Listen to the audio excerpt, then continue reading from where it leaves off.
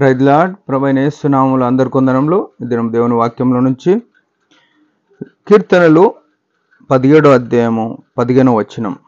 నేనైతే నీతి గలవాడనై నీ ముఖ దర్శనము చేసేదను. నేను మేల్కొన్నప్పుడు నీ స్వరూప దర్శనంతో నా ఆశను తీర్చుకొందును. ప్రియమైన వారులారా, దావీదు యొక్క హృదయాంతరంగంలో ఉన్న ప్రగాఢమైన లోతైన ఆలోచన, కోరిక ఎంతో వింతైంది.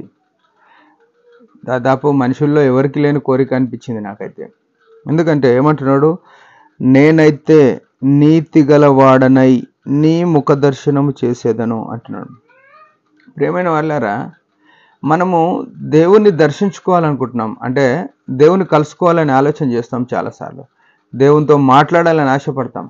కానీ ఇక్కడ వచ్చిన పరిస్థితి ఏంటంటే, నీతి లేకుండా ఆయన దగ్గరికి రాలేము. నీతి ఎట్లొస్తుందంటే ఆయన మాటల వలన వస్తుంది. యేసుక్రీస్తు మాటలు వింటే అది ఏం చేస్తుందంటే మనల్ని నీతిగా మారుస్తుంది. యేసుక్రీస్తు రక్తం దగ్గరకు వస్తే అది నీతిగా మారుస్తుంది.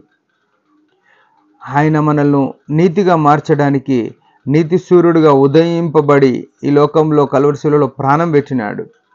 ఆ నీతిగల న్యాయాధిపతి ఆయన మన కొరకున్నాడు. అయితే మనము నీతిగల వారం కావాలంటే ఆయన దగ్గరికి పోవాలి. ఆయన లేకుండా ఎప్పుడు ఆయన ముఖమును దర్శనం చేయలేం. యేసు ప్రభును దర్శించుకోవాలి. మొట్టమొదట యేసు ప్రభు రక్తం చేత మనం కడగబడాలి. ఆయన ఎదుట మన పాపాలు ఒప్పుకోవాలి. అప్పుడు మనం నీతిగా మార్చబడతాం.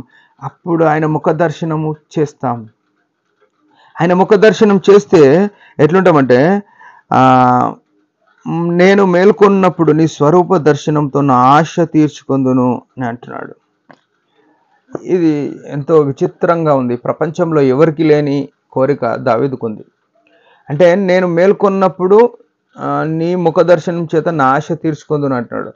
మనిషికి ఏం ఆశ ఉంటుంది? అసలు తినాలని ఆశ ఉంటుంది, అనుభవించాలని ఆశ ఉంటుంది, సంపాదించుకోవాలని ఆశ ఉంటుంది, సుఖపడాలని ఆశ ఉంటుంది, ఎన్నో చూడాలని ఆశ ఉంటుంది.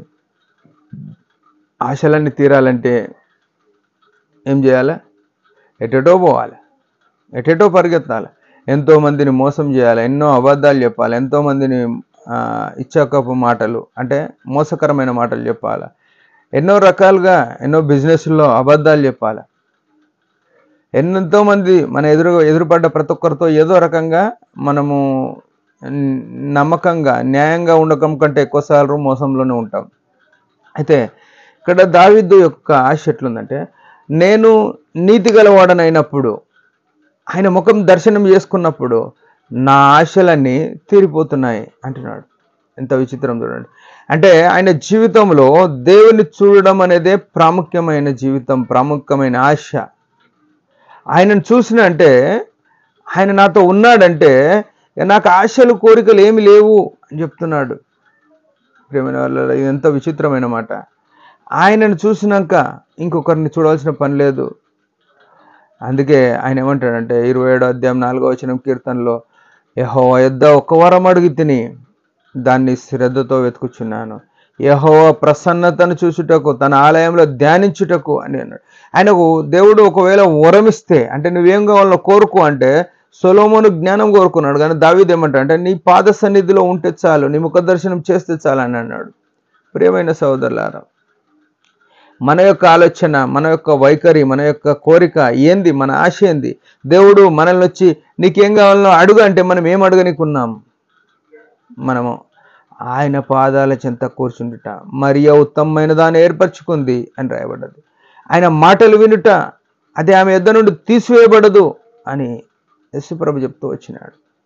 మనం ఆయన మాట వింటున్నామా? మనం ఆయన పాదాల చెంత కూర్చుండడం నేర్చుకున్నామా? ఆయన ముఖ దర్శనం చేయడం నేర్చుకున్నామా? ఇది రక్షింపబడిన విశ్వాసికి, కడగబడిన విశ్వాసికి, సిలువ దృశ్యము నమ్మిన విశ్వాసికి ఇదెంతో ఆశీర్వాదం. మన జీవితాల్లో మనం అట్లున్నామా లేదా? మనం చూసుకొని ఆయనను వెంబడిద్దాం. దేవుడి మాట దీవించును గాక. చిన్న ప్రార్థన చేసుకుందాం. పరలోకపు తండ్రి, యేసు ప్రభు నామములో వందనాలు. దావీదు లాంటి ఆశ మాకు కూడా అనుగ్రహించండి. నీతి గల వరమై నీ ముఖ దర్శనం చేసి మా ఆశలన్నీ తీర్చబడి నిన్ను వెంబడించుట కృపనీయమని యేసు ప్రభు నామములో స్తుతించి ప్రార్థిస్తున్నాం తండ్రి. ఆమెన్. మీరందరి పరిచయం గురించి భారంగా ప్రార్థన చేయండి. Praise the lord.